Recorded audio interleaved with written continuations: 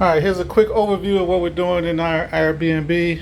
We removed the 50-gallon tank water heater, hot water heater. It was in this corner taking up pretty much that whole little piece of wall, and it was sticking out. It was ugly. So we replaced it with a tankless water heater.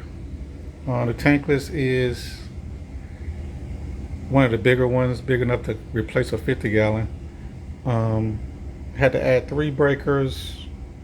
Had to add 2 breakers, two 40 amp breakers in the panel.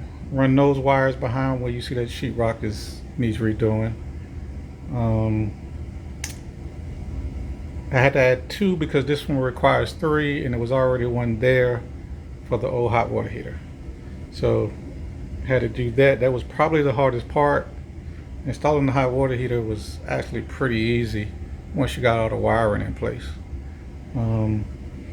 But since that hot water heater is now gone, we decided to level this floor out because this floor had a real bad lean to it.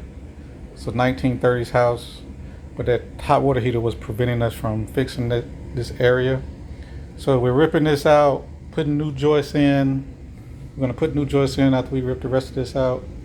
And just to make the project even harder, we decided to run the tile that's going to be we decided to rip up the tile in the bathroom. It was the hexagon tile. And see this hexagon, you can still see some of the old hexagon, but we decided to rip that up and run the tile from the bathroom out into this hallway and into that space right there as well. So it's just one big flowing, nice, shiny tile. It'll look a whole lot better, a whole lot cleaner, and it'll make the entrance from the back be a little bit more upscale than it was here before. Anything to help an old house look new. But yeah, that's quick brief explanation of what's going on in our Airbnb. Got to be done within a week because we got somebody coming in 1 week, so got to be done in a week. Ain't taking no longer than that. All right, I'll give an update later.